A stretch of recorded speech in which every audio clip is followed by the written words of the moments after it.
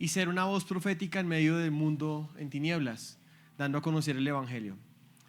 Y aquí, en esta imagen, en un centro comercial cerca de mi casa, por ejemplo, estaba esta frase: amor es amor. Como por el mes de junio veíamos muchas banderitas en diferentes logotipos de bancos, de empresas de tecnología, etc. Amor es amor, no importa a quién ames. De hecho, si se nace homosexual, ¿por qué debería estar mal? O siempre yo lo he sentido así y ¿por qué está mal? Si es lo que yo siento. Y además estoy orgulloso de serlo. ¿Cómo responder? Y lo que vamos a hacer aquí es que vamos a hacer una introducción a la apologética sobre la ideología de género y el movimiento cristiano gay. ¿Por qué digo una introducción? Porque de eso se puede hablar mucho más. De hecho, hablar de ideología de género daría para toda una charla de 1 hora entera. Hablar de cristiano gay daría otra charla completa. Entonces lo que vamos a hacer es que vamos a condensar esos dos temas en una sola presentación como una introducción a la apologética en esta área. Y ustedes van a poder encontrar mucha más información en el libro en el que está basada esta conferencia, que es Autonomía Sexual en un Mundo Postmoderno. Pero para empezar esta introducción tenemos que entender algo, y es cuál es la relación que hay entre la apologética y el evangelio. No sé cuántos de ustedes han escuchado antes en su vida la palabra apologética. ¿Quiénes por primera vez escuchan esa palabra? Por primera vez en su vida, apologética. Bueno, eso suena raro. Y la apologética tiene que ver con la defensa del evangelio, la defensa de la fe. De hecho, se utiliza en la teología y en la Biblia porque en 1 de Pedro 3:15 el apóstol Pedro está hablando a la iglesia en medio de un ambiente hostil hacia la iglesia, de hecho de persecución y de hostilidad hacia la iglesia que está viviendo. Él les dice a ellos que la respuesta que deben dar es la santidad ante ese mundo opositor, pero también les dice: ustedes honren a Dios en sus corazones, estando preparados para presentar defensa. Apología, de una palabra griega que se llama apología.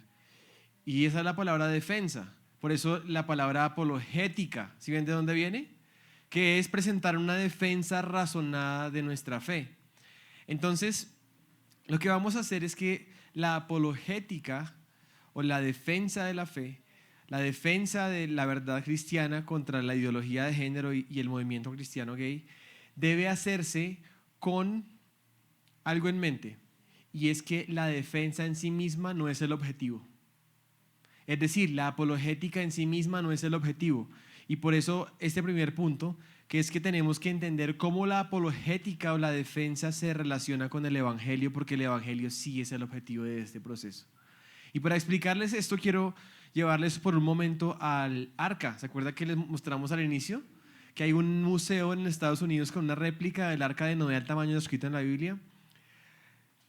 Cuando uno va al museo, cuando uno va al Arca, cuando uno ve todo lo que hace Respuestas en Génesis, tenemos que entender algo, que no es simplemente ofrecer respuestas intelectuales a este problema o a los problemas del mundo, sino que cuando uno va en el recorrido, uno llega a un punto en donde ve la puerta, y esa puerta, la puerta del Arca, es una puerta tenía el Arca. Cuando uno se toma la foto ahí con su familia, cuando lo ves con tus ojos no es tan fácil de verlo, pero el teléfono genera como un contraste aumentado y se ve la imagen en el fondo. ¿Sí la logran distinguir? Hay una cruz ahí. Y esa es la razón de la apologética, es la razón por la que hacemos todo esto. ¿Por qué razón? Porque las personas no se salvan porque les des todas las respuestas. De hecho, su problema no es intelectual, no es porque no tengan suficiente información, ni sea razonable, o sea, por así decirlo, de sentido común. El problema es espiritual.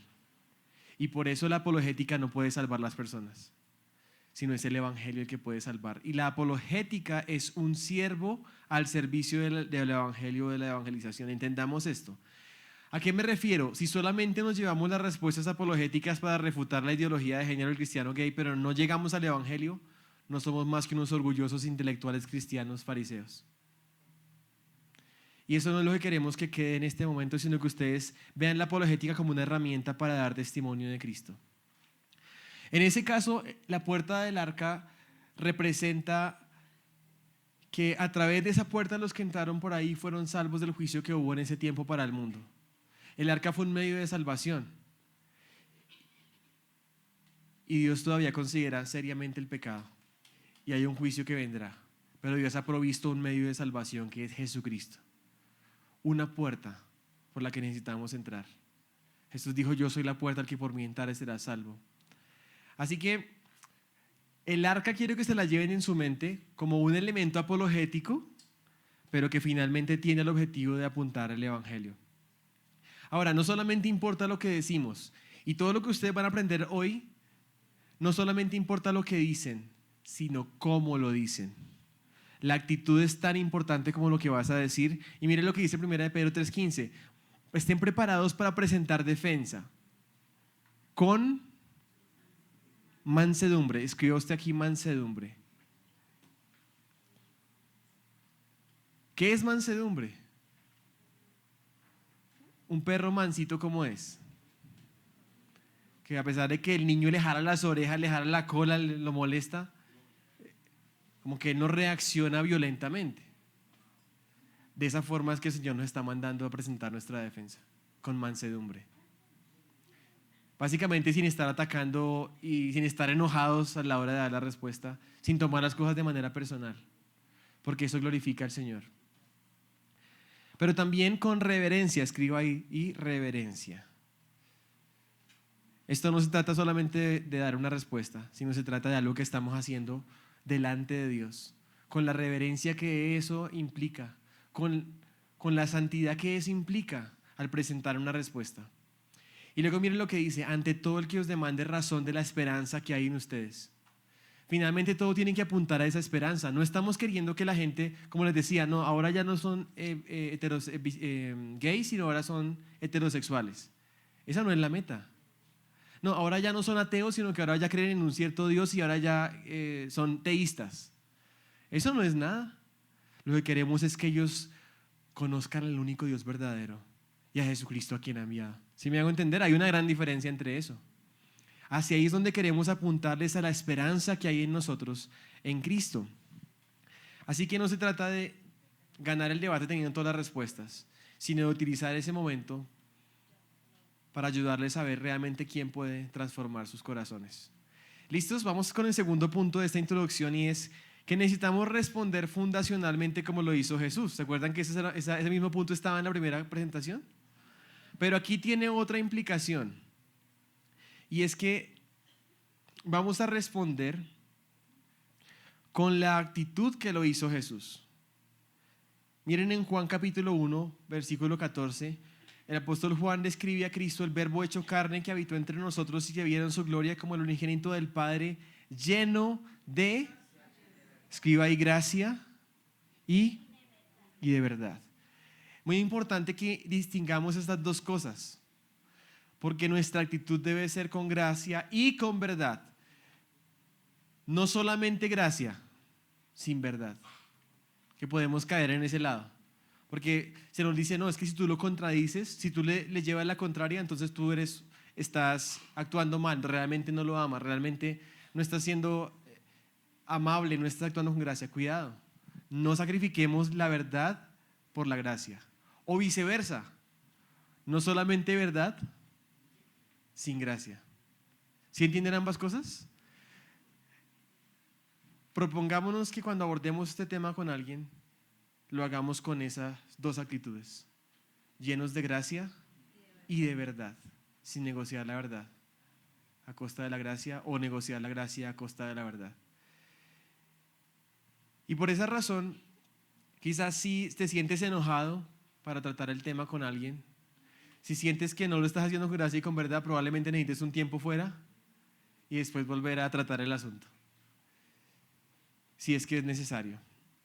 Ahora vamos con el siguiente, y es que el argumento, y usted va a escribir ahí, nacido gay, entre comillas, no es un argumento científico.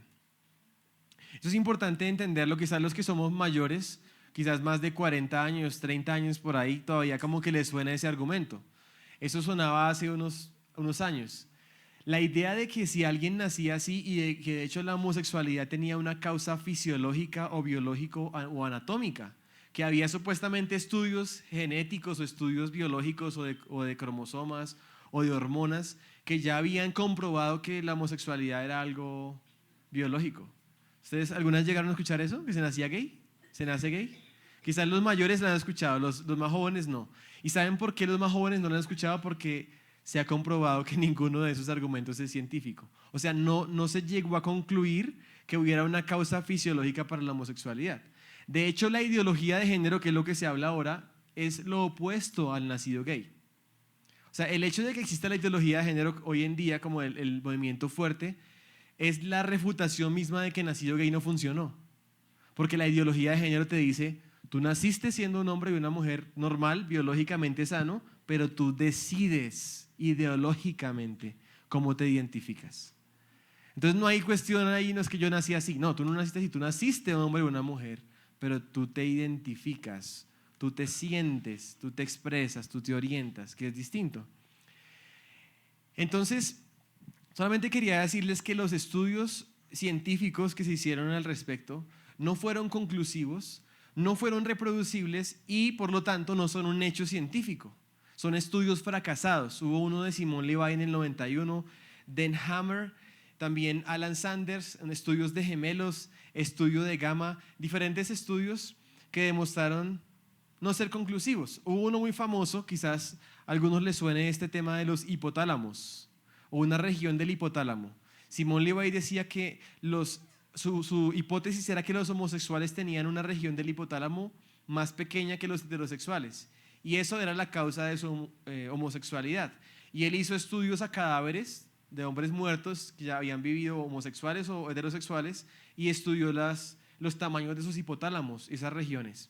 Y al final no fue conclusivo porque había heterosexuales que tenían el hipotálamo más pequeño o homosexuales que lo tenían más grande, o sea, no había una correlación en ese aspecto. Sus estudios subsecuentes no fueron conclusos. Y así hubo estudios de cromosomas, sus regiones de cromosomas. Y de hecho quisiera citar a uno de estas personas que hizo este estudio, Alan Sanders. Él concluye lo siguiente, que esas relaciones que encuentran en unas regiones de los genes, el 13 y 14, en los cromosomas, pueden servir como ejemplo por sus interesantes y reveladoras características.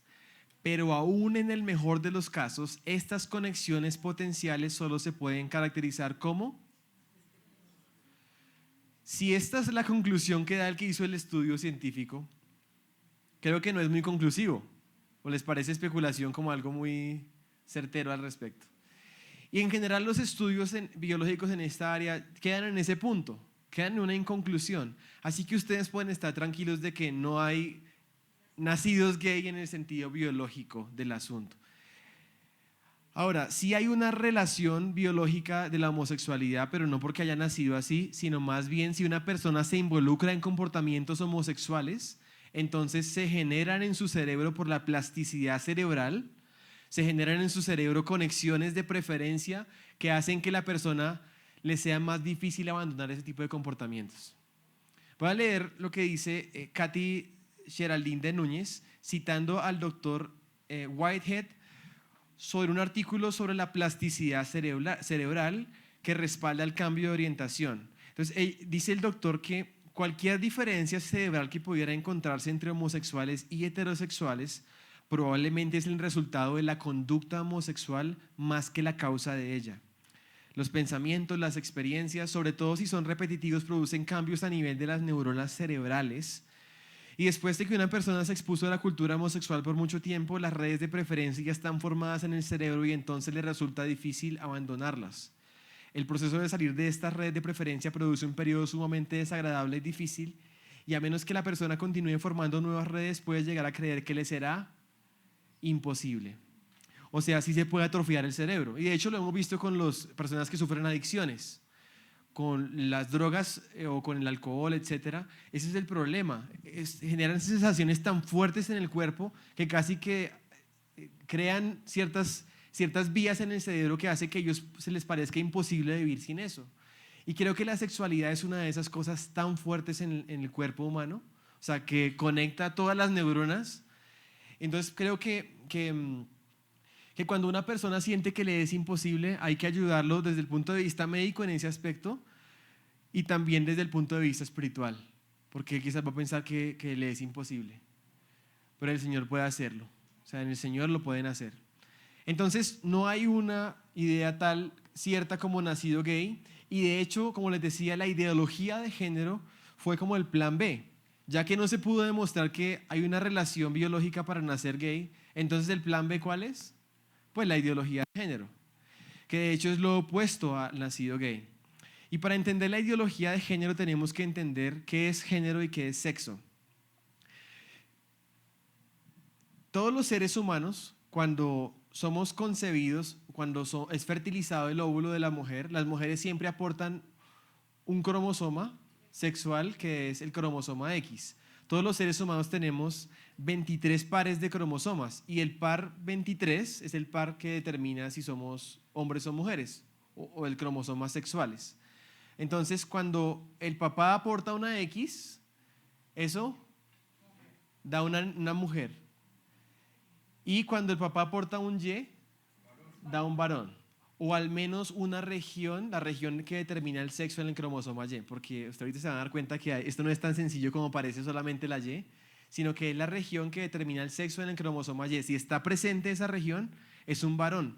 Y de hecho, cada célula del cuerpo de ese ser humano es varón o es mujer. Cada célula del cuerpo tiene ese cromosoma sexual. No solamente somos hombres porque tenemos un miembro y testículos, no. Aún si nos amputáramos el miembro o los testículos, cada célula de nuestro cuerpo es masculina. Eso no se puede cambiar. Así que pensemos en algo. ¿Ustedes creen que es posible el cambio de sexo? Se podría cambiar de apariencia.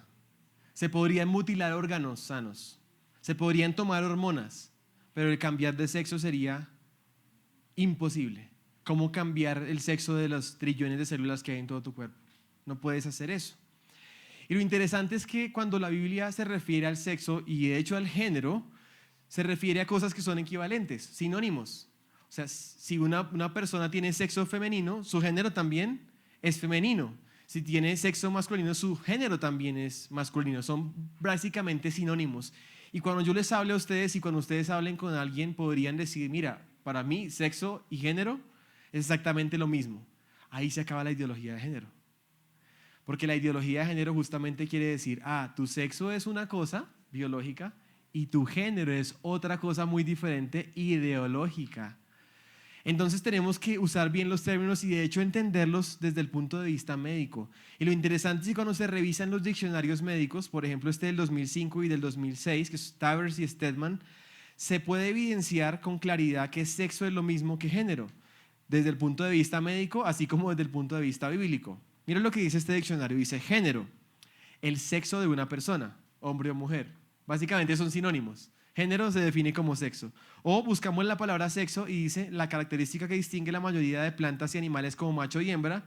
Número 2, género. Básicamente sinónimos para el diccionario médico en esa época. Stedman dice género basado en su sexo. Compare con sexo. Y cuando buscamos sexo, la característica cualidad biológica que distingue hombres de mujeres, y luego dice otra vez, compare con género. Básicamente son sinónimos. Lo interesante acá es que a medida que han pasado los años y que la ideología de género se ha venido desarrollando, los nuevos conceptos del género han ido cambiando y ahora se habla de que el sexo es la característica biológica determinada específicamente por cromosomas sexuales heredados de los padres. La gente tiene un sexo, los animales tienen un sexo, todo tejido, incluyendo la placenta del bebé, tiene un sexo, o sea, la placenta también es masculina o femenina, igual que el bebé. Hasta las células individuales tienen un sexo. Por otro lado, el género, ese es un artículo del 2017, el género es definido a nivel personal, social y cultural. Abarca cómo se ven ellos mismos, o sea, la identidad de género, cómo otros los perciben y cómo esperan que se comporten en las normas del género y cómo interactúan con otros. O relaciones de género. Así que aquí les presento la ideología de género. ¿Ya lo pillaron? Sexo y género deberían ser lo mismo, pero la ideología de género dice, no, diferente, sexo y género, y el género es una construcción social. El sexo es algo biológico y el género es algo ideológico. ¿Sí ven la diferencia? Les presento la ideología de género. Y para entender un poco la ideología de género, vamos a utilizar los recursos didácticos que usan la ideología de género para explicarse a sí misma. Ese es el género del unicornio. Entonces el unicornio tiene un sexo asignado al nacer, que ustedes ven que puede ser mujer, hombre, y ahí dice supuestamente otro, como si hubiera otros sexos. Pero dejemos eso ahí, ahorita vamos a entrar en ese punto. Pero por ahora dice acá el unicornio, él tiene un sexo asignado al nacer. Pero además de eso, él tiene una mentecita a través de la cual se identifica, su identidad de género exactamente, que puede ser de otra forma diferente a su sexo biológico. Puede expresar su género de otra forma diferente a alguno de esos anteriores. Puede sentirse atraído emocional o físicamente hacia otro género muy variado. Es una cosa bastante a veces como difícil de entender, pero para que nos quede fácil de entender vamos a aplicarlo. Vamos a pensar en tres cosas: sexo biológico, orientación sexual, o sea, hacia quién me siento atraído, cómo me identifico a mí mismo y cómo expreso mi género, o sea, cómo me visto, por así decirlo, cómo luzco, cómo luce mi género. Miremos a esta persona. Esta persona es, ¿qué sexo biológico? Claramente es una hembra XX, ¿cierto? Es una mujer en todo su cuerpo. Pero ella, ¿cómo se identifica? ¿Como hombre? No, ella se identifica como mujer. Ella es la alcaldesa y de hecho su nombre es Claudia, es de mujer. Su identidad de género es mujer, ¿sí ven esto? Su biología es mujer, su identidad de género es mujer, pero ella ¿cómo expresa su género? Su expresión de género ¿cómo es? Como masculina, siguen tirando a masculina, por eso los confundió.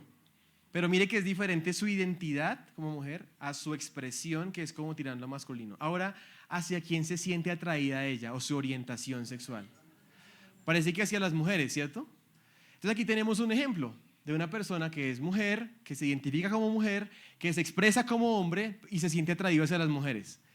Empiecen a hacer una matriz de posibilidades con la ideología de género y vamos a terminar en N posibilidades. Vamos a mirar otro ejemplo. Este es el alcalde de Ciudad Bolívar de hace unos años. Digo el alcalde porque es un hombre biológico. Para mí eres un hombre. Entonces miremos lo mismo. Su sexo biológico es hombre, ¿cierto? Él se identifica como mujer. Su expresión de género es femenina, o sea, es como de mujer. Labial, pelo largo, seguramente tacones, bueno, se pinta las uñas. ¿Y hacia quién se siente atraído? No lo sé, tocaría investigarlo. No me atrevo a decirlo, tocaría entrar a Google e intentar encontrar si tiene un esposo o una esposa, no sabemos, ¿sí? Pero ¿les ayudó esto a entender como los elementos de la ideología de género? Que básicamente son cómo me identifico a mí mismo, cómo me oriento hacia otros o me siento atraído hacia otros y cómo expreso mi género. De hecho, hay unos congresistas, por ejemplo, que son hombres, que se identifican como hombres, pero se van con tacones a las sesiones del Congreso y se pintan las uñas. Entonces ustedes se dan cuenta que eso es una mezcla de cosas. Ahora, siendo así, que este es un asunto tan ideológico, imagínense cuántos géneros podría existir. Los que le puedan ocurrir en la mente a las personas. Y cuando uno busca listas de ideología de género y de diferentes géneros que existen, va a encontrar diferentes listas. Pero uno encuentra listas de a decenas y de a cientos de géneros posibles. Por ejemplo, en esta lista, en donde se habla de unos 112 géneros en este artículo, por ejemplo, aparece uno que es Ambonec, que se identifica como mujer y hombre, pero ninguno a la vez. Con su género, un género en el cual se sabe lo que no es, pero no lo que es. El género se está escondiendo dentro de ti. Heliogénero, un género que es cálido y ardiente. Hidrogénero, un género que comparte sus características con el agua. Perigénero, se identifica con un género, pero no es un género. Veragénero, un género que cambia al momento que es identificado. Yo intenté no reírme cuando lo estaba leyendo, pero yo la verdad no lo entiendo mucho. Y esto parece como una parodia. O sea, yo leo esto y ustedes dirán, ¿de dónde sacó esto? Eso es la parodia del género. No, esto es la realidad de la ideología de género. Es una cosa que es difícil de entender y que es un disparate realmente. Porque ¿dónde puede terminar si empiezas a imaginar todos los géneros que se te ocurran y todos los impulsos que tengas? Hasta puedes sentir un impulso por un animal, por un niño, por un muerto. O sea, ¿qué diferencia hace eso? Hacia allá va todo. Porque es básicamente lo que el hombre quiera y sienta, eso sigue. Y esto realmente, más que a veces producirnos risa, nos permite ver el grado de engaño y de oscuridad y de confusión que hay en este mundo sin Cristo y sin el Evangelio. Por eso la claridad bíblica ante la confusión sexual es algo tan importante. Cómo la roca hace tanta diferencia contra la arena y cómo la luz puede brillar en las tinieblas. Así que sabemos que solamente hay dos géneros, que asimismo también hay dos sexos, varón y hembra. Y aquí tenemos que entrar a ver esta sigla, LGBTIQ+. Y aquí es donde vamos a entrar a hablar del sexo biológico asignado al nacer. ¿Se acuerdan? Hombre, mujer y otro. Esa I que está ahí, yo la puse en amarillo y le puse una X encima, ¿sí ven la X? Para ayudarles a ver a ustedes que esa I no tiene nada que ver con ideología de género. Pero antes de entrar a la I, miremos qué significa la LGBTQ y más. ¿Ustedes alguna vez saben qué es eso? ¿Han escuchado qué es? La L es lesbianas, que son mujeres que están atraídas hacia otras mujeres. Gays son hombres, normalmente, que se atraen por otros hombres. Bisexuales, hombres o mujeres que se atraen por hombres y mujeres al mismo tiempo. Transexuales son personas que han hecho un cambio de género, bien sea por cirugía o porque lucen como el género opuesto, como el alcalde, por ejemplo, el alcalde que se viste de mujer. Un transexual, un travesti, de hecho hace eso. Travesti es que se viste como el género opuesto. Bueno, y Q, la Q es de queer, que es un término en inglés que básicamente es como un término para cobijar todo lo demás. O sea, obviamente uno no se puede poner, si uno siguiera poniendo todos los géneros, sería una sigla como de cientos de letras de todos los géneros que hay. Entonces, Q es la forma de decir, esos son los que no son iguales a los anteriores, y ahí están cobijados, y el más, pues es todos los demás, todos los cientos o decenas que puedan ir surgiendo.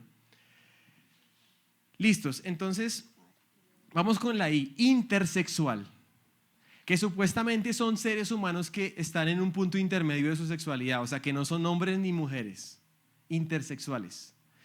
Y digo que eso es una falacia poner a los I ahí, los intersexuales, porque ellos no tienen nada que ver con ideología de género. Son personas que nacieron con una condición fisiológica y biológica, básicamente con un problema o anomalía física, genética, en cuanto a su género. Eso es un punto. Pero esas anomalías o esos intersexuales realmente no están en un punto intermedio. El hermafroditismo es un tipo de esas posibilidades de intersexualidad. Por eso se usa intersexual, porque el hermafroditismo es solamente uno de los tipos de intersexualidad que existen. Pero lo que quiero apuntarles acá es que no son personas que no tengan un sexo definido. No, sí la tienen. Puede ser que tengan malformaciones genitales, que tengan tejidos contrarios, por así decirlo, por un problema, pero no es que no sean ni hombres ni mujeres. Ellos o son hombres o son mujeres con algún problema o anomalía de género. Eso es muy importante de saberlo. Cada célula de su cuerpo de ellos tiene un género definido, un sexo definido. Ahora, también es importante de ver que estas personas no es que tengan dos sexos al mismo tiempo. No existen tampoco esas personas que de pronto tengan los dos tipos de órganos funcionales y entonces tuve un sueño mojado en la noche y que se autoembarazó. Eso no funciona así. ¿Son hombres o son mujeres que tienen anomalías? Y de hecho, puede ser que tengan, aquí hay una lista de los más comunes, y de hecho aún los más comunes, si ustedes miran a la derecha de la tabla, el porcentaje de población en el mundo que tiene esas anomalías es muy bajito, 0.0 y tanto por ciento, 0.00 y tanto por ciento de la población mundial. El hermafroditismo, por ejemplo, que son hombres o mujeres, o sea, hombres XY y mujeres XX, pero que tienen malformaciones en sus tejidos sexuales.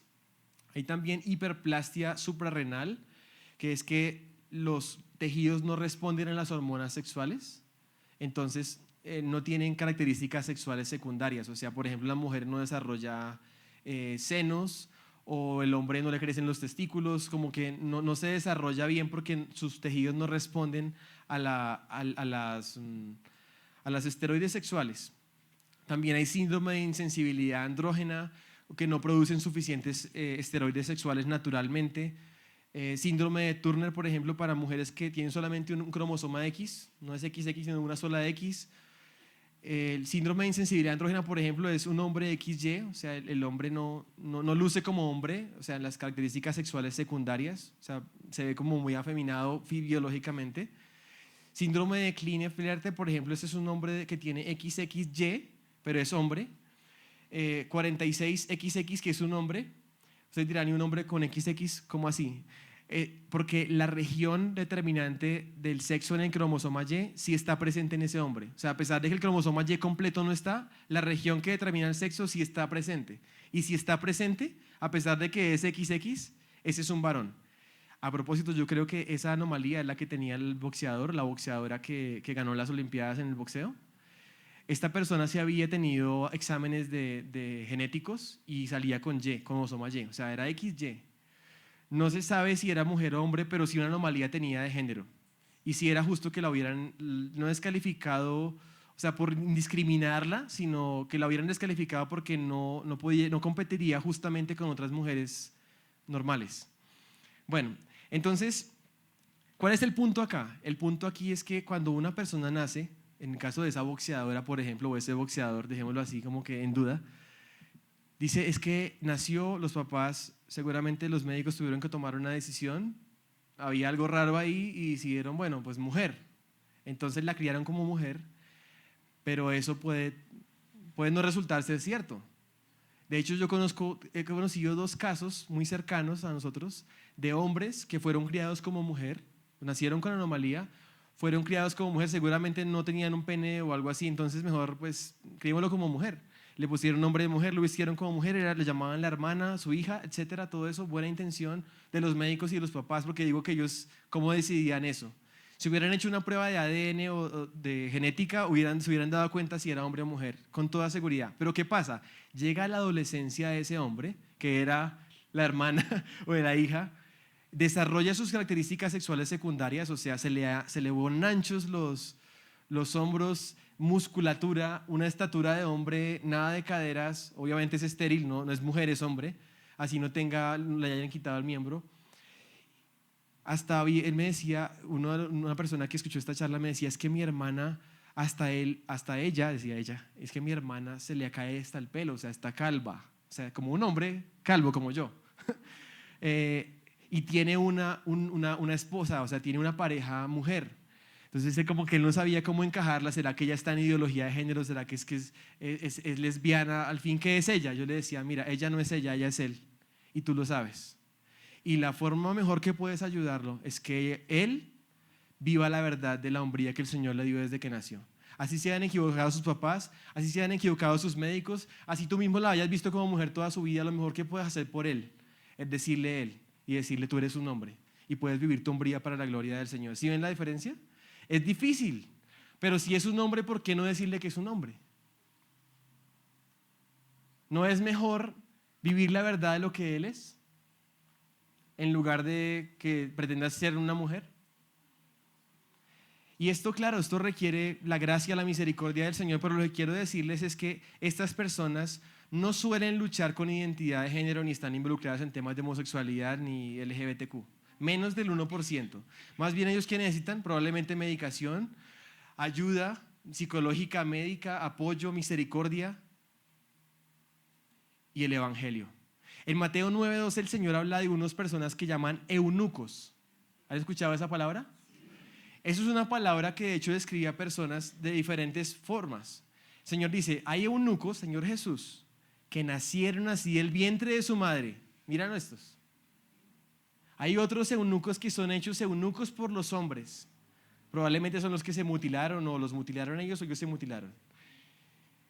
En esta categoría de eunucos que son hechos eunucos por los hombres entrarían las personas que se hicieron la cirugía de cambio de sexo, que se mutilaron o que tomaron hormonas o se atrofiaron su cuerpo. quedarían eunucos, pero ellos mismos se hicieron así. Otros nacieron así del vientre de su madre, que los que hemos visto arriba, los intersexuales, entre comillas, o anomalías de género, y dice que hay unos eunucos que así mismos se hicieron eunucos por causa del reino de los cielos. Probablemente ese último se refiere a personas que han sido llamadas a la soltería por la causa del reino o del evangelio, como Pablo de hecho lo habla después. Y lo que quiero mostrarles es que los eunucos, al igual que todos los demás, necesitan el evangelio. Había un eunuco etíope que iba de camino por el camino a Gaza y Felipe se encuentra con él y ese eunuco cree en el evangelio, se bautiza y es transformado. Y aun si una persona que ustedes conocen, como esos que les mencioné, que nacieron así del vientre de su madre, o algunos otros que quizás se hayan operado o hayan hecho cosas con su cuerpo, es un eunuco que necesita a Cristo y al que podemos con confianza y tranquilidad mostrar la gracia, la misericordia y el amor que el Señor tiene, aún llevando las consecuencias de un mundo caído. Bueno, vamos a entrar a esta última parte, que es la respuesta al movimiento cristiano gay. Y vamos a tomar algunas de las objeciones más comunes del movimiento cristiano gay. Básicamente eso es un movimiento que ya tiene fuerza en Europa, en Norteamérica, Canadá, Estados Unidos, y consiste en personas que dicen ser cristianas, es decir, que van a la iglesia, que leen la Biblia, que tienen teología gay, que tienen pastores gay, apologistas gay también, y que son cristianos gay, cristianos entre comillas, y hay iglesias gay.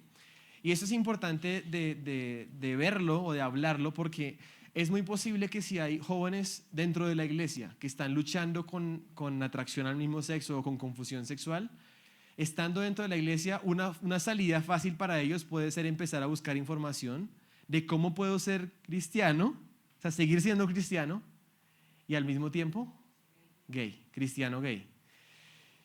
Y tenemos que entender que esto está más cerca de lo que pensamos. Bien sea en el internet o de hecho ya tenemos pastores gay aquí en Colombia. Les voy a presentar uno. John Botía es un pastor cristiano como la mayoría. Hace trabajo social en barrios marginados, reparte mercados, visita enfermos y los domingos da misa. Hasta ahí todo muy común y corriente. Pero hay algo que lo hace único.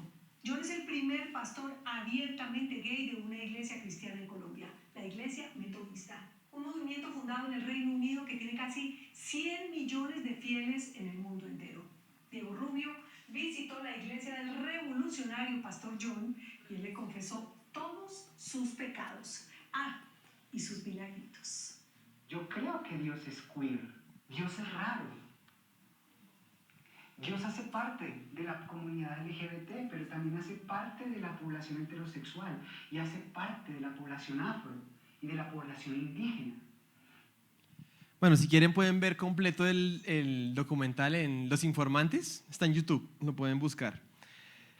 Y es interesante que el pastor Botía, pastor entre comillas, dice, en el tiempo lo entrevistaron y dice así, dice que él asegura que la iglesia metodista no juzgan y defienden que cada persona se debe gobernar a sí misma. ¿A ustedes les parece eso parecido a lo de Génesis 3? ¿Seréis como Dios? Creo que no puede haber una cosa más satánica que decir eso. Y si un pastor dijera eso, yo diría que va a salir corriendo de esa iglesia. Aún si no fuera pastor gay, corra de un pastor que le diga algo así. Porque precisamente gobernarse a sí mismo es el problema de la humanidad. Jesús nunca habló en contra del matrimonio gay. Si fuera algo tan malo, ¿por qué Jesús no lo menciona? Tenemos que entender que antes de atrevernos a decir que Jesús no mencionó algo, tenemos que asegurarnos de haber leído toda la Biblia. Porque las palabras de Jesús no solamente las que están en rojo. A mí no me gustan las Biblias que ponen las palabras de Jesús en rojo porque lo confunden a uno. Te hacen pensar que hay una categoría superior en el canon de la Escritura cuando dice que toda la Escritura es inspirada por Dios, no solamente la que está en rojo. Cuidado, porque el Señor Jesús es el Verbo. Dios ha hablado de muchas veces y de muchas maneras a los padres por los profetas y ahora nos ha hablado por el Hijo. O sea, lo que el Hijo habla no está en contradicción con todo lo que Dios ha hablado. Y de hecho, si vemos las palabras de Jesús en rojo, vamos a encontrar que el Señor sí habló en contra del matrimonio gay, aunque no de manera directa. ¿Por qué no habló de manera directa? Porque no era un problema que existiera en su época. Sería anacrónico. O sea, Jesús, ¿por qué iba a hablar de en contra del matrimonio gay si no había judíos que decían, ay, sí, es que yo lo amo y nos vamos a casar y somos judíos y el Señor nos aprueba? No había nadie diciendo eso, pues Jesús no tenía que tratar ese tema. Pero cuando el Señor trata el tema de el matrimonio y el divorcio, Él está diciendo claramente que lo que Dios juntó, ¿qué fue lo que Dios juntó? Hombre y mujer, varón y hembra. Entonces el Señor está diciendo que eso es lo que Dios juntó y por lo tanto, todo lo demás simplemente queda por fuera. El Señor no tenía que ponerse a explicar, no, Dios no juntó dos hombres, Dios no juntó dos mujeres, Dios no juntó tres hombres y una mujer, Dios no juntó una mujer y un perro, no. El Señor simplemente dijo lo que Dios juntó y todo lo demás queda por fuera. No podía ser más claro que eso. Lo que Dios juntó no lo separa el hombre. Dios nos dio el matrimonio para ser felices y yo solo estoy feliz con alguien del mismo sexo. Los que estamos casados sabemos que el matrimonio no es la fuente de nuestra felicidad, ¿o sí? Y los que se van a casar, los jóvenes, ya también tienen que aprender esto. Y ahora, ¿qué pasa? El matrimonio, como vimos en la sesión número 1, tiene un propósito principal que es reflejar el amor de Cristo por su iglesia. No es la procreación ni ser felices, ¿te acuerdan eso? Entonces vamos a ver esto. Un hombre y una mujer es una relación heterorelacional. La A, el varón representa a Cristo, la B, la mujer representa a la iglesia y A más B representa el amor de Cristo por su iglesia. Eso representa el evangelio. Pero pensemos en esto. ¿Qué tal si fuera A con A o B con B? O sea, si fuera mujer con mujer o hombre con hombre. O una persona cristiana que diga que el matrimonio puede ser de esa forma. El matrimonio cristiano puede ser de esa forma. Probémoslo a ver si eso refleja el evangelio. A con A. ¿Cómo sería esto? Cristo con Cristo. ¿Qué evangelio estaría representando ese matrimonio cristiano? Pues un falso evangelio. Porque ahí no hay, es como si Dios simplemente hubiera abandonado a su pueblo. Eso se llama deísmo. Dios aislado de la creación y de su pueblo y no le interesa nadie más que él mismo. O probemos B con B. ¿Cómo sería eso? La iglesia con iglesia. O sea, la iglesia salvándose a sí misma, ¿ese es el evangelio? ¿Salvación por obras? Un falso evangelio. O sea, si una persona pretende ser cristiana y tener un matrimonio cristiano, no puede ser hombre con hombre o mujer con mujer, así se amen. Porque lo que dicen los cristianos gays es, lo que está mal es que se haga con lascivia, se haga en inmoralidad, se haga en prostitución, pero si las dos personas se aman y se son fieles mutuamente y se han casado y todo eso, entonces pues no hay nada malo. Dicen, las prohibiciones del Antiguo Testamento tratan con la ley y ya no estamos bajo la ley. Dice Levítico 18:22, no te acostarás con varón como con mujer, es abominación. Y en el capítulo 19, ¿saben qué dice? Y no te pondrás vestidos con mezclas de hilos. Y otro versículo dice, no te cortarás la barba. Entonces uno dice, oiga, pues si en Levítico 18 está diciendo que no se acostará un hombre como con mujer, pero en el Levítico 19 dice que no se corte la barba y no se ponga mezclas de hilos en la ropa, ¿por qué debería hacerle caso al 18, pero hoy en día tú sí usas poliéster en tu ropa, o sea, mezclas de hilos? ¿O por qué te cortas la barba entonces? Ah, si me vas a exigir eso, pues entonces también tú dejas de crecer la barba y cumple las leyes del Antiguo Testamento. Entonces, ¿acaso ya no estamos bajo la ley, sino bajo la gracia? Pues es importante distinguir entre tres aspectos de la ley civil, la ley moral y la ley ceremonial. La ley civil tiene que ver con especificaciones para regular la justicia entre un pueblo de pecadores. Ojo por ojo, diente por diente, derechos de las viudas, cuestiones de restitución. La ley ceremonial tiene que ver con, por ejemplo, el tema de las mezclas de hilos, el corte de la barba, el contacto con la inmundicia, el tema de los sacrificios, de hecho, las vestimentas. Todo eso estaba apuntando al Cordero de Dios y al sacerdote perfecto y al cumplimiento de todo eso en el Evangelio. Y estaba mostrando de una manera práctica cómo el pueblo de Dios era un pueblo santo, era un pueblo apartado, era distinto de los pueblos entre los que él vivía. Yo no sé si su pastor utilizará calzoncillos de lino, como lo prescribe la ley ceremonial. O si de pronto has llegado aquí con un gorro bien alto y unas túnicas de colores y unas monedas que dicen santidad a Jehová. ¿Ustedes lo han visto con eso? O con incienso, ¿no? O de pronto él, cuando en lugar de dar el pan y el vino, él sacrifica un cordero. No. ¿Por qué razón ya no hacemos nada de eso? Porque eso ya tuvo su cumplimiento en Cristo. Nosotros no estamos sujetos a la ley civil del Antiguo Testamento ni a la ley ceremonial tampoco, porque ya está cumplida. Pero la ley moral, que tiene que ver con los atributos de Dios, con el carácter de Dios y con el orden que Él puso en la creación, que eso no ha cambiado, esa permanece vigente y de hecho está escrita en los corazones de toda la humanidad. Eso es algo muy importante, porque cuando un romano, por ejemplo, de la época o del presente, era condenado por Dios, no era porque se hubiera cortado la barba, ni porque no hubiera hecho un sacrificio. ¿Sabe por qué era condenado? Porque teniendo conocimiento del bien y del mal, hacía el mal. Porque estaba violando la ley moral de Dios que estaba escrita en su conciencia y en sus corazones. Así que toda la humanidad tiene la ley escrita en sus corazones. Y por esa razón, el tema de los pecados sexuales tienen que ver y están arraigados al orden creado, al orden natural de las cosas. Bueno, y finalmente vamos a ver ya casi terminando, perdónenme, este argumento que es uno de los a veces más difíciles de entender porque tiene una palabra griega. Entonces, los que están dormidos en este momento, despiértense y van a poner atención para que no se pierdan este punto. Hay una palabra griega que es arsenokoites. Y lo que dice los cristianos gay es que esa palabra arsenokoites se refiere a varones prostitutos, no simplemente a un hombre que se acueste con otro hombre en amor y fidelidad, por así decirlo, sino que la palabra arsenokoites está condenando en la prostitución con varones.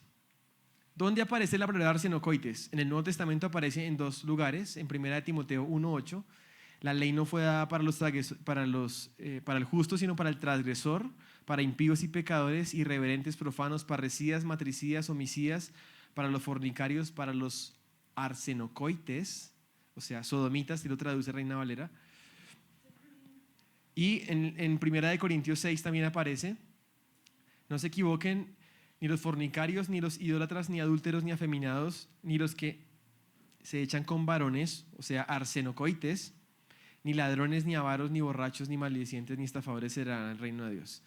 Entonces lo que está diciendo los cristianos gays es lo siguiente: cuando aparece la palabra arsenokoites se refiere a prostitutos varones, y lo que dicen es, cuando los traductores de Reina Valera o de tus Biblias lo traducen como homosexuales o sodomitas, realmente están traduciendo de su homofobia y por así decirlo, su posición anti-gay o anti-homosexual, y por eso lo tradujeron así. Pero dicen arsenokoites no aparece en ningún libro de la literatura griega o en ningún escrito griego, entonces no significa homosexuales, es lo que dicen básicamente. Entonces, ¿de dónde sacó Pablo esa palabra? ¿De dónde se la inventó? Porque no aparece. Gracias al Señor que hay una versión griega del Antiguo Testamento que se llama la Septuaginta.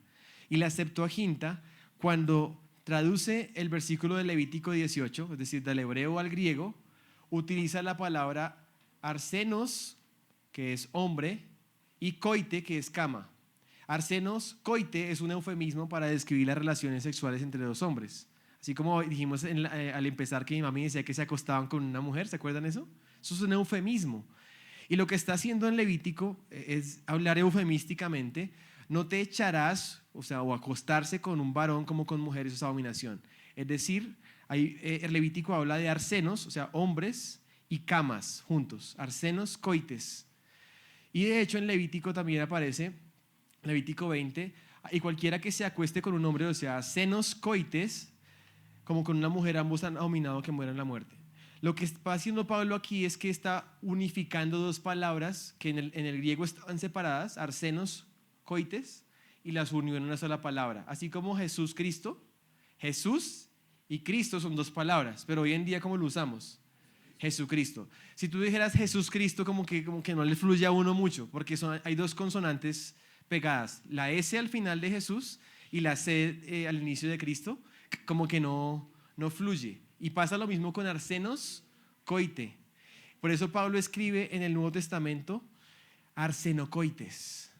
Y él se está refiriendo específicamente a la prescripción en Levítico que tiene que ver con un hombre que se acuesta con otro hombre en cualquier circunstancia. No es en prostitución ni nada, sino es en cualquier circunstancia. Ahora, si Pablo hubiera querido decir prostitutos varones, la pregunta es, ¿hay una palabra griega para prostitutos varones? O sea, si esa palabra griega existe, Pablo la hubiera podido utilizar en el Nuevo Testamento, si eso es lo que él quisiera decir. ¿Sí me siguen con eso? ¿Por qué no usar esa palabra si es que existiera? ¿Por qué usar arsenocoites? Y la respuesta es que sí existe esa palabra griega. Es la palabra kadesim, que está en 2 de Reyes 23:7, que habla de prostitutos varones. Y Pablo no usó esa palabra en el Nuevo Testamento, sino usó arsenocoites, refiriéndose específicamente a la prescripción de Levítico. Así que no tenemos dudas de lo que Pablo quiere decir o significar en esos pasajes. Pensar que la homosexualidad está mal es creer que Dios se equivocó. Él no se equivoca. Su creación es perfecta. ¿Su creación es perfecta? Bien, esa pregunta tenía cáscara, porque dice, su creación es perfecta y por aquí alguien dice sí y otra persona dice no. Pilas, porque su creación sí fue perfecta, pero no es perfecta. Tú ves cosas terribles en esta creación, o sea, en este estado de la creación bajo maldición. Ves el cáncer es algo terrible. Ves la muerte y es algo terrible. Ves la violencia, por algo pones candado y echas llave en la noche en tu casa, porque la creación de Dios no es perfecta en este momento. Tienes ejército, tienes armas, tienes una clave en el banco para que nadie pueda sacar tu dinero.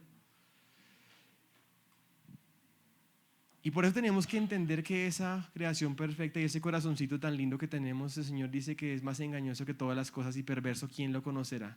Y por eso en el Evangelio no te dice, no, siéntete bien contigo mismo, gobiérnate a ti mismo, todo lo que tú piensas está bien y lo que sientes síguelo. El Evangelio te dice, no, eso no está bien. Necesitas arrepentirte y creer en el Evangelio, porque engañoso es tu corazón. Me molesta que haya personas con orientación sexual diferente. Porque Dios es amor. Lo dice San Juan en la Biblia. Este es su principal mensaje y se basa en el respeto y la dignidad, no en la discriminación. Dios es amor y entonces me acepta tal como soy. Pregunta, si Dios te acepta tal como eres, entonces ¿para qué era necesario que Cristo viniera a morir por ti? Dios no te acepta tal como eres. Si tú no tienes a Cristo enfrente, a Él en medio de ti, Dios, tú estás completamente destituido de su gloria, eres un enemigo de Dios, un hijo de ira. Así que el amor de Dios no lo confundamos, porque el Señor es amor, pero Él es justo y santo. Tenemos que ver a Dios en todos sus atributos y no estar de acuerdo con alguien no significa que no lo ame. De hecho, el hecho de que lo ame probablemente me va a impulsar a expresar mi desacuerdo en cosas. El amor no puede quedarse callado. Más bien sería desamorado si yo simplemente te dejo seguir y te doy espaldarazos en la espalda y te hago pensar que todo está bien cuando yo sé que no está bien. Más bien el amor me va a mover, quizás a contradecirte, a desafiarte, a rogarte y suplicarte que no te destruyas a ti mismo y a advertir. De hecho, Dios es amor y el verdadero amor solamente Dios lo define. El mundo hoy en día tiene un estándar de amor muy bajo, pero el verdadero amor, de hecho, se mostró en el Evangelio, porque Dios mostró su amor por nosotros en que siendo aún pecadores, Cristo murió por nosotros. Eso es una muestra de verdadero amor. Y por eso el Evangelio es el llamado y el poder para la conversión de todo aquel que cree. Este es nuestro último punto. Y esto es importante, ¿saben? Porque hoy en día se están tramitando leyes que prohíben los esfuerzos de conversión. Básicamente se le dice a las personas que están en ideología de género, los inconvertibles. O sea, va a ser ilegal si la ley se aprueba, y ya está aprobada en Estados Unidos, en Canadá y también en México. Si la ley se aprobara, sería ilegal que tú sugieras a una persona que puede cambiar y que puede convertirse. sería ilegal que tú hagas una terapia de conversión, se llaman ECOSIEX, los esfuerzos de conversión de orientación sexual e identidad y expresión de género. Podrías ir a la cárcel por eso. Pero yo te digo, va a llegar el momento en que en la iglesia tendremos que probablemente desobedecer a la ley civil. Así como los apóstoles cuando tuvieron que decir, ustedes juzguen, ¿obedeceremos al Señor o a los hombres? ¿A quién obedecemos? Y a pesar de la oposición y quizás de la persecución, tendremos que seguir proclamando un mensaje de conversión. Y no solamente de conversión en tus fuerzas, porque es imposible, sino de poder de Dios para salvación, para transformar las vidas. Y cuando uno mira en ese versículo de 1 Corintios que leímos donde estaba Arsenocoites, es interesante porque Pablo está hablando a los corintios que eran una iglesia que necesitaba escuchar esto. ¿No saben que los injustos no heredarán el reino de Dios? No erréis, ni los fornicarios, ni los idólatras, ni los adúlteros, ni los afeminados, ni los que se echan con varones, arsenocoites, ni los ladrones, ni avaros, ni borrachos, ni los maldicientes, ni los estafadores heredarán el reino de Dios. ¿Saben? En algún punto de esa lista estaban muchos de los corintios y también muchos de los que estamos acá. Pero me impresiona lo que dice el versículo 11 y quiero que usted lo pueda leer conmigo y poner ahí en su hoja. 1 Corintios 6:11. ¿Y esto? Escriba ahí, erais. Esa es la palabra ser en pasado para el plural de ellos.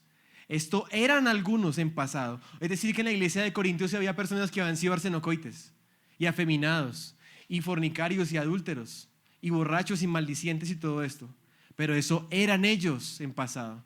Porque ya han sido lavados, ya han sido santificados, ya habéis sido justificados en el nombre del Señor Jesús y por el Espíritu de nuestro Dios. Estas personas podían verse a sí mismos limpiados de la mancha del pecado, lavados literalmente. Podían verse a sí mismos con el poder para poder vencer el pecado, un poder que no estaba en ellos. Podían verse a sí mismos también justos delante de Dios y sin culpa delante de Dios por lo que Cristo hizo por ellos y por lo que el Espíritu Santo estaba orando en sus vidas. Y eso es importante entenderlo, que ese pecado no te identifica. A veces dicen, no, es que tú eres gay, como si fuera tu identidad. Yo te digo, no, tú eres tú y tu comportamiento es ser gay. Es lo que tú haces, no lo que tú eres, que es distinto. Y el Señor te está llamando a que tú te arrepientas y Él te está dando también el poder para conversión. Así que aquí tenemos esta introducción a la apologética de la ideología de género y cristiano gay. Vamos a repasar a ver si pudieron llenar todos los espacios. ¿Listos? Dice, primero, entiende la relación de la apologética y el evangelio. Responde fundacionalmente como lo hizo Jesús. 3, el argumento nacido gay no es un argumento científico. 4, la ideología de género es más como un plan B y contradice la idea de nacido gay. 5, responde al movimiento cristiano gay. Y 6, en el evangelio un llamado y poder para conversión. Hablando de cómo se combina el evangelio y la apologética, quisiera contarles que Living Waters, que es un ministerio, el otro ministerio que nosotros representamos y que queremos traer, ellos han hecho una producción, un cortometraje que se llama Audacity. Y en Audacity es una herramienta gratuita que ustedes pueden ver en familia o pueden aún ver con vecinos, familiares, hacer una proyección del cortometraje, donde se combina muy bien estas dos partes, la apologética, o sea, la defensa, la respuesta, pero también el evangelio presentado. Les invito a verla. Pero tengo una hermana que es homosexual y no tienes idea por lo que ha pasado, por gente que le está diciendo que se irá al infierno. ¿Por qué? ¿Por amar a alguien? ¿Y a dónde irán estos dos, hija del gatillo, ¿Dónde podemos ver las preguntas? ¿Me prestas el link? Te la mandé a evangelio, voy a tu WhatsApp también. Y entonces, ¿por qué la palabra homosexualidad no había estado en la Biblia hasta hace unas décadas? Y si la homosexualidad es semejante a abominación, entonces, ¿por qué se usa la palabra abominación para describir el comer mariscos? Y si Dios es amor, entonces, ¿por qué la inclusión?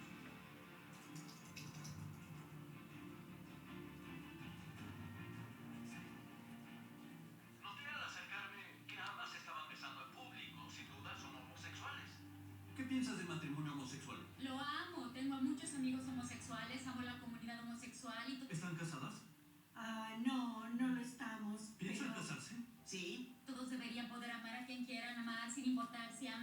un hombre o a una mujer, ¿a quién le importa? Matrimonio homosexual, deberían poder hacer lo que quieran. Amor es amor, ¿a quién le importa a quién ames? Todos deberían ser libres de casarse con quien quieran. Lo amo, tengo a muchos amigos homosexuales. Entonces, ¿qué piensa Dios de la homosexualidad? Es una pregunta estúpida. Creo que no debería intrometerse. Tengo muchos amigos homosexuales que van a la iglesia todos los domingos. Son homosexuales y creen en Dios. ¿Irán al infierno por ser homosexuales? ¿Así nacen las personas? Eso me parece, así nací. ¿Crees que la gente nace homosexual? Así nace. ¿Estás seguro?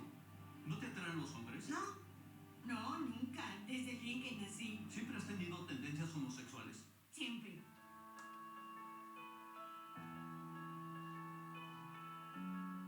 ¿Cambiaste de opinión? Sí, me iluminaste rápidamente. ¿Tiene sentido? Sí. ¿Tiene sentido eso? Tiene sentido, sí. Tiene sentido. Eres bueno, tienes un buen argumento. He estado viendo los videos que me enseñaste todo el día de hoy.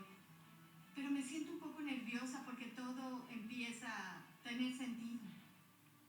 Lo tiene, tengo una pregunta para ti. ¿Notaste que soy lesbiana?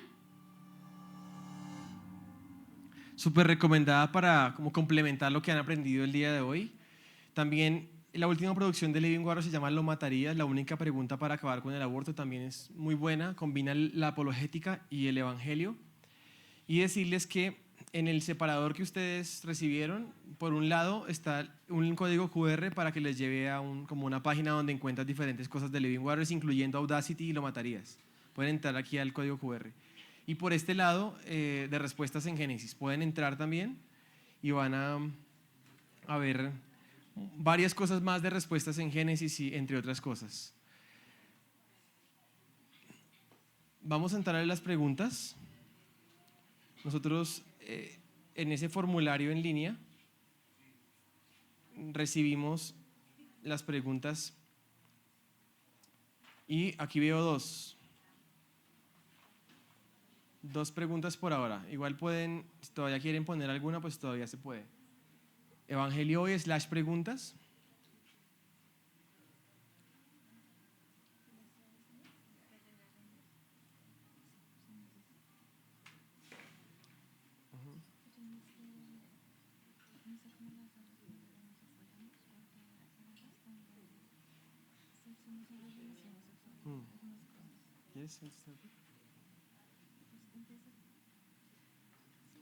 Bueno, aquí hay una primera pregunta.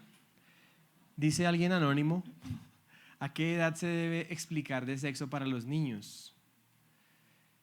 Pues creo que es importante entender que no solamente hay que explicarles de sexo, o sea, como la mecánica de una relación sexual, o sea, eso es digamos que sería lo de menos, como lo más fácil, sino que hay que empezar por explicarles lo que enseñamos en la segunda sesión.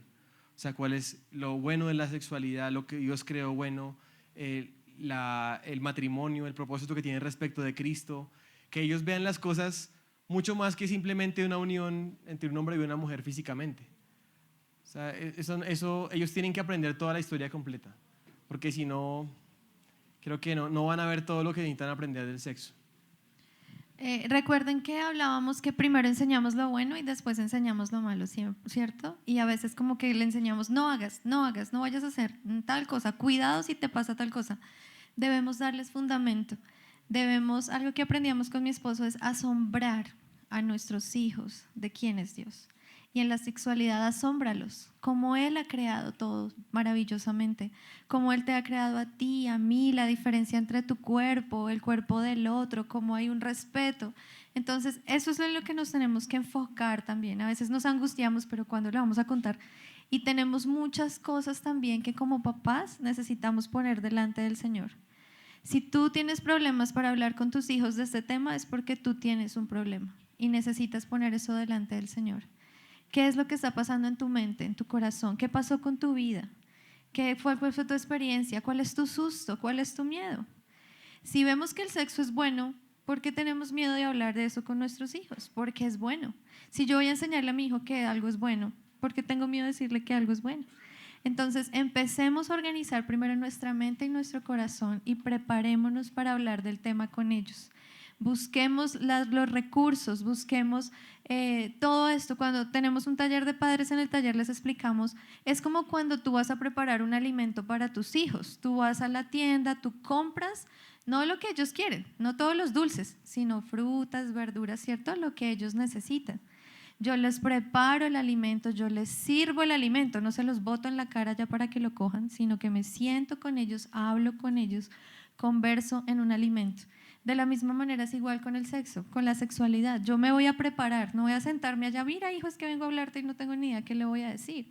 Me preparo, busco. Si voy a indagar un poco más allá ya con los más grandes, no le voy a poner ver internet cualquier cosa de lo que me salga, ¿cierto? Sino que con anterioridad yo busqué un recurso que me sirviera, un libro que me ayudara, dibujos que me sirvieran. Entonces necesitamos prepararnos. Primero, quitar el temor, quitar lo que hay en nuestro corazón y segundo, prepararnos para poderlo hacer. Cada edad tiene su etapa para cosas. Tampoco nos vamos a agilizar de pronto a contarles a los más pequeños algo que ellos no necesitan. Y algo que aprendíamos es las preguntas. Escúchalos. A veces queremos llegar a contarles todo, pero ¿los has escuchado? ¿Qué saben ellos? Porque tristemente de pronto ellos ya saben muchas cosas que tú piensas que no. Entonces escúchalos. ¿Qué es lo que ellos saben? Y cómo empiezo a cambiar esas mentiras, si es que ya han escuchado mentiras, y los reemplazo por la verdad de Dios. Escucharles también es importante. Entonces, ¿a qué edad debes empezar? Cuando puedas, entre más pequeños, empieza. El mundo así lo hace. Ellos sí no están, ay, ¿será que es que son de 3 añitos? Mejor no le mostremos eso. Se dieron cuenta en los videos y de pronto hoy no pudimos colocar más. Pero de verdad ellos van con toda. ¿Y por qué nosotros no lo hacemos? Hablemos con el fundamento, empecemos con la verdad de Dios. Por eso estos recursos que Joe ha hecho con su hija de por qué Dios me hizo niño y niña, empiezan a dar ese fundamento. Porque recuerden que todo esto es qué es ser un hombre y ser una mujer bíblicamente. Por ahí empezamos. ¿Por qué el Señor ha hecho un hombre para una mujer? Y fíjense cómo todo el orden tiene sentido. Y nosotros con nuestras hijas hemos experimentado eso. Hemos llevado ese proceso a cabo y es impresionante cómo ellas responden y nos dicen muchas cosas que por lógica se entienden. Solamente que los que están contaminados, sí ya tienen más cosas. Nosotros hemos estado contaminados. Entonces pensemos en eso, en escucharlos, en hablar con ellos sin temor. No todo es hablar de relaciones sexuales. El sexo y la sexualidad se dieron cuenta hoy que es mucho más que eso. Ya cuando está en su momento, que según aquí los currículos en Colombia, más o menos en los colegios, lo digo porque mis papás tienen un colegio cristiano, y ellos tienen y están obligados a enseñar eso en los colegios, que ahora está mucho más difícil. Pero más o menos para la edad de cuarto, tercero, ya ellos empiezan a ver en biología y en ciencias naturales, todo esto. Entonces, como papás, para esa edad ya tenemos que empezar a ir un poquito más allá e irles ayudando a entender más cosas. Entonces, no tengamos ese miedo y a qué edad yo te diría lo más pronto que puedas mejor, pero empieza en orden, no tienes que enseñarles todo a la vez.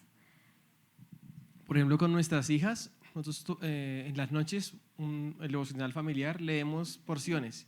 Y hubo una época en que nos dedicamos a Génesis 1, Génesis 2 y Génesis 3, lo que les expliqué en la primera charla con ellas. Obviamente no como una conferencia ni nada, sino tocaba así que una porción de cada versículo cada noche y hablar, explicar y al siguiente día como que íbamos siguiendo con eso, poquito a poquito. Hasta yo conseguí una tuerca y un tornillo de verdad para que ellas vieran el tema complementario, diferentes recursos que uno puede usar para explicarles más allá de solamente la mecánica de la relación sexual, que eso es muy simple. Bueno, hay una pregunta que dice alguien, si es pecado ser aromántico, o sea, o que odie enamorarse, y también si es pecado ser asexual, o sea, no gustarle ningún género.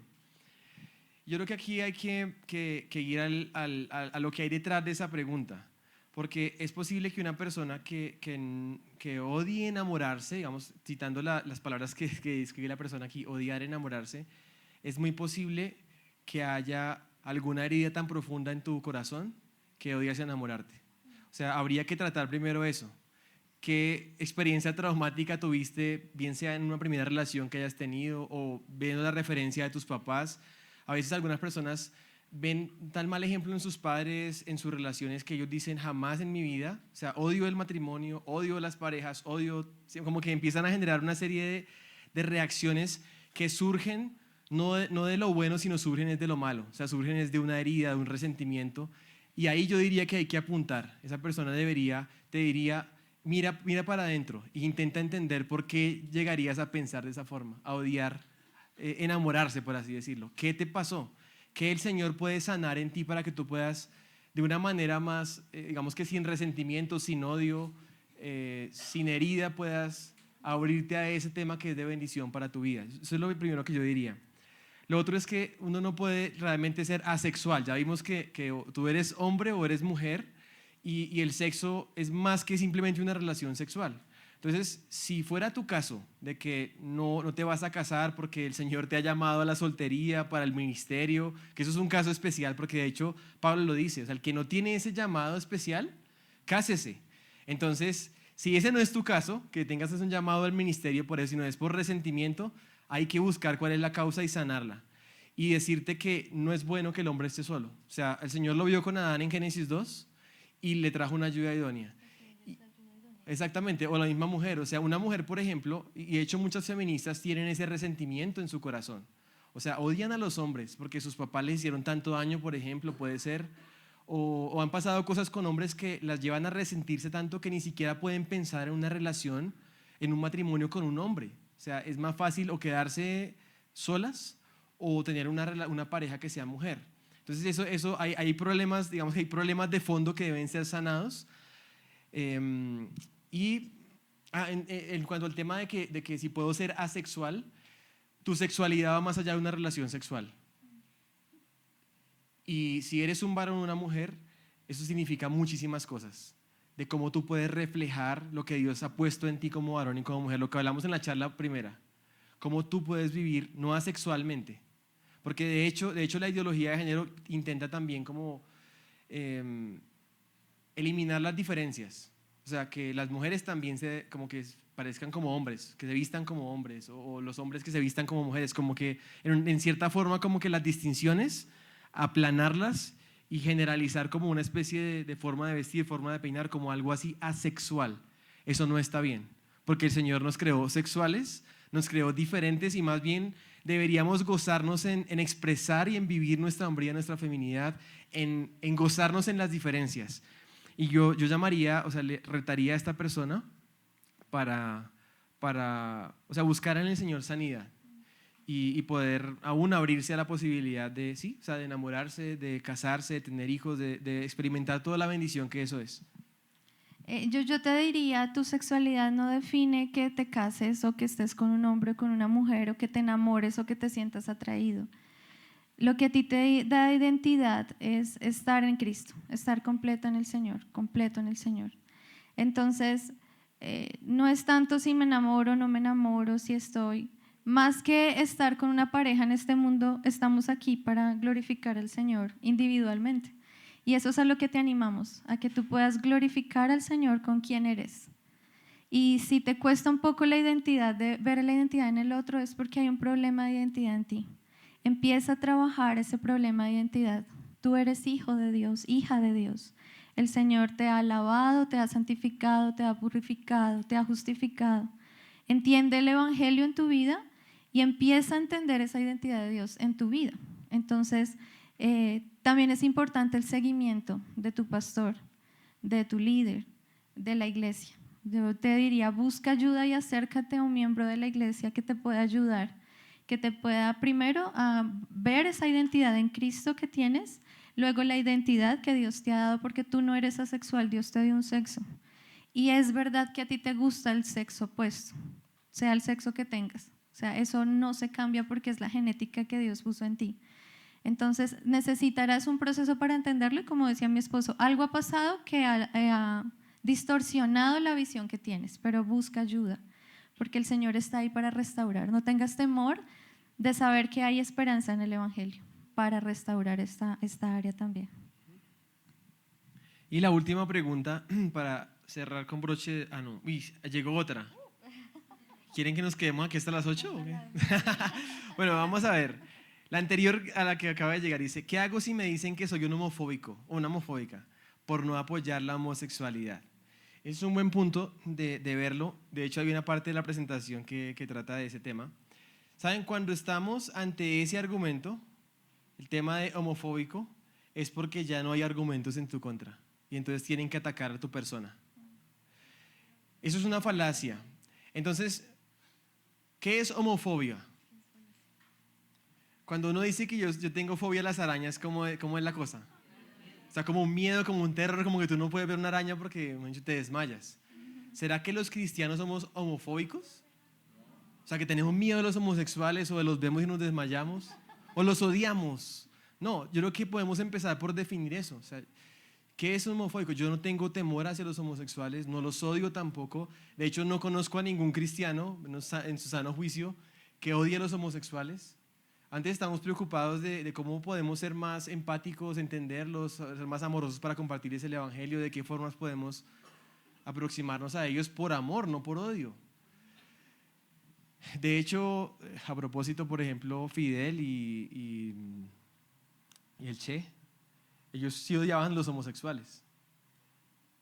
O por ejemplo, los regímenes por ejemplo, de Rusia también. Eso sí es odiar los homosexuales, pero los cristianos no creo que son los que quememos homosexuales o los mandemos a la cárcel, no. Ni les hagamos terapias de conversión, que les demos choques eléctricos, como dicen. Nada de eso. Entonces, empezar por definir eso. Ahora, cuando aparece esta falacia, eso es una falacia que se llama ad hominem, que es cuando una falacia es básicamente un argumento que tiene una mentira adentro, o sea, que no es un argumento verdadero. Entonces, es que digan que eres un homofóbico es una falacia porque ¿qué tienen que ver que yo sea, o sea, qué tengo que ver yo con las razones o los argumentos que estamos dando? Básicamente lo que dice homofóbico es que atacas a la persona en lugar de al argumento. Y cuando eso pase, dile, no me ataques a mí, simplemente hablemos sobre los argumentos, o sea, derriba mi argumento. Cuando llegamos al punto de una falacia como esta, que es, eres un homofóbico, un heterosexual retrógrado, ese tipo de cosas, es porque ya no hay argumentos. Cuando llegas a ese punto es porque ya de alguna forma ganaste el debate. Porque lo único recurso que les queda es atacarte, decirte que eres un homofóbico, que eres un retrógrado, que más un patriarca, y una cantidad de palabras que finalmente no van al punto del argumento, sino que atacan la persona. Un ejemplo de ad hominem, por ejemplo, aquí. Persona A dice que hay bastantes pruebas históricas de la resurrección de Cristo. La otra persona dice, solo los tontos creen eso. Eso es ad hominem, porque ni siquiera está mirando cuáles son las pruebas históricas, ni las está refutando, sino solamente está diciendo, eres un tonto por creer eso. ¿Sí ven? Es lo mismo. Entonces, aquí, por ejemplo, tú dices, se ha demostrado que una familia con papá y mamá bajo Cristo es el mejor entorno de estructura para crear una familia y formar una sociedad sostenible.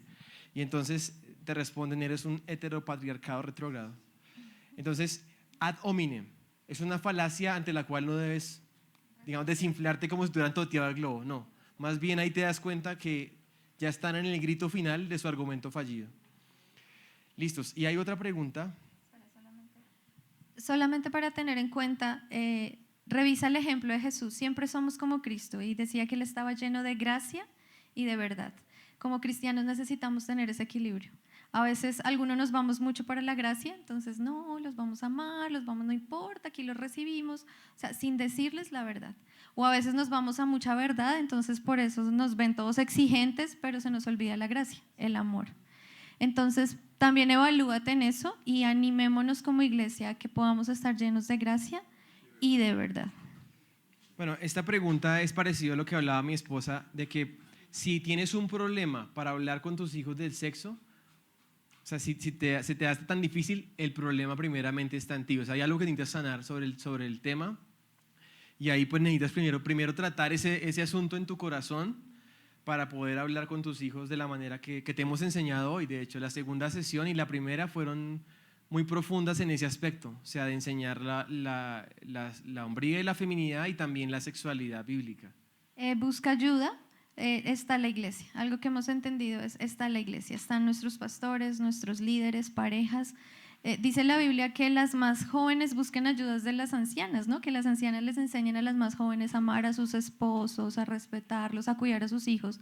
Igualmente los hombres siempre tienen que tener una ayuda en la iglesia, su pastor, su líder, a quien rendir cuentas. Esto es muy importante y en esta área de la sexualidad todos busquemos ayuda.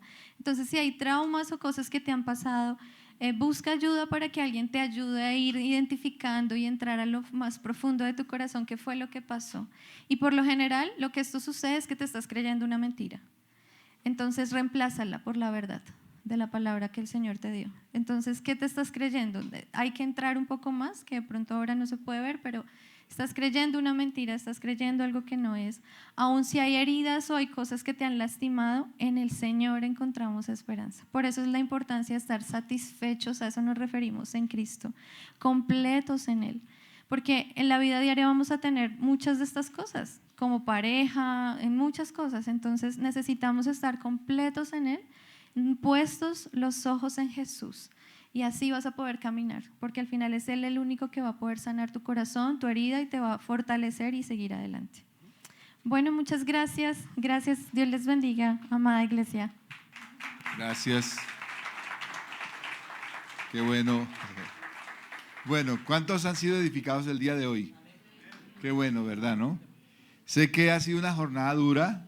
Ustedes están cansados, imagínense los conferencistas.